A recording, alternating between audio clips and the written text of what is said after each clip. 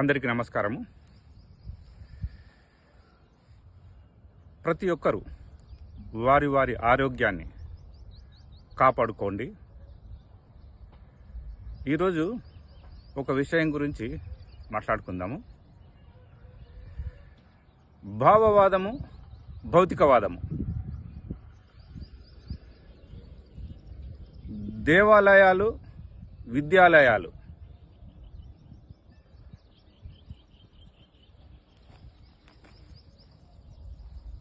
ఆలోచన, ఆవేశము, ప్రేమ, ద్వేషం, సామాన్యులు, ఆదర్శవంతులు, ఇలా చెప్పుకుంటూ పోతే రకరకాల భావాలు ప్రతి మనిషిలో ఆవిర్భవిస్తుంటాయి. అయితే ప్రతి మనిషి మేధావి కావచ్చు, నాయకుడు కావచ్చు, రాజకీయ నాయకుడు కావచ్చు, యుగ పురుషుడు కావచ్చు, సంఘ సంస్కర్తలు కావచ్చు, ప్రతి ఒక్కరిలో అన్నీ ఉన్నాయి. ఇది నాకు సాధ్యం కాదు అని అనుకోనికే లేదు. ప్రకృతి మనకు అన్నీ ఇచ్చింది. ఇది నా దగ్గర లేదు, ఇది నా వల్ల కాదు అని అనుకోవడము మన భ్రమ మాత్రమే. కావున ప్రతి ఒక్కరిలో మనసు ఉంది. మనసు అంటే మన శరీరంలో ఒక ప్రాంతంలో ఉండేది కాదు. ప్రతి అణువున మనసు ఉంటుంది. దానికి ఒక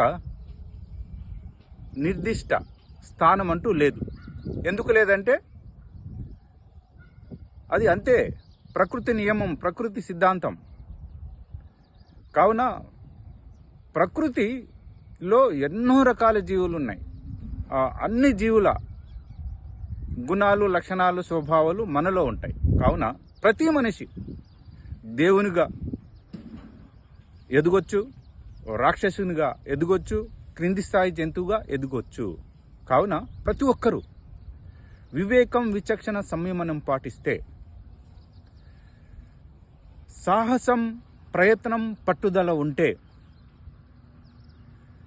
దయ, క్షమ, త్యాగం, దానం ఉంటే, అంటే అన్ని ఉన్నాయి. వాటిని గుర్తించాలి. మన లోపల ప్రతిదీ ఉంది. ఇది లేదని చెప్పనీకి లేదు. ప్రతిదీ ఉంది. వాటిని గుర్తించి, వాటిని అర్థం చేసుకొని,